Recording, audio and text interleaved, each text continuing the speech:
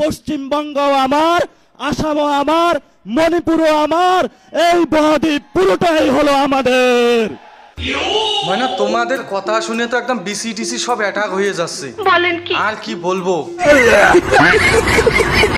বলি তোমাদের দেশে এইরকম কি কোনো সিস্টেম আছে যে তোমরা তাদেরকেই শুধু ভোট দাও, যে বলে আমরা ক্ষমতায় আসলে ভারত দখল করব? এইরকম কি কোনো ব্যাপার আছে যে তোমরা তাদেরকেই শুধু ভোট দাও? আজ যেই সরকার থেকে বলে যে না আমরা ক্ষমতায় আসলে তো দেশটারে উন্নতি করব, দেশটারে একটু এগিয়ে নিয়ে যাব, না তোমরা তাদেরকে ভোট দাও? এই কথাটা একটু আমাকে কমেন্টে জানাবেন তো, যেই ময়না বাংলাদেশ থেকে ভিডিওটা দেখছেন।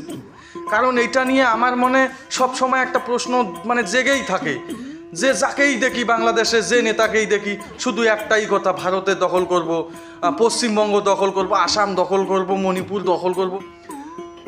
তো ময়না তোমরা যে আমাদের দেশটা দখল করবা, বলি তোমাদের কাছে কি এমন কোনো অদৃশ্য যন্ত্র আছে নাকি, যে যন্ত্র দ্বারায় তোমরা হচ্ছে মানে আমাদের দেশের একদম বিসি অ্যাটাক করে দিবা?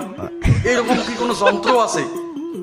যদি থাকে একটু বলবেন তো। বিশ্বাস করো ময়না কথাটা, আমাদের দেশে এমন এমন যন্ত্র আছে যেটা তোমাদের দিকে তাক করলেই একদম তোমাদের বিসি একদম অ্যাটাক হয়ে যাবে। আবেগ থেকে বাইরে এসে একটু লজিক দিয়ে দেখো যে তোমরা আমাদের দেশ যে দখল করবা, তোমাদের কাছে এমন কি যন্ত্র আছে যে তোমরা যেটা দিয়ে আমাদের দেশকে দখল করতে পারবা। তো ঠিক আছে ময়না, আজকের মতো এখানেই শেষ করছি। আশা করি কথাটা বুঝিয়ে গেছো।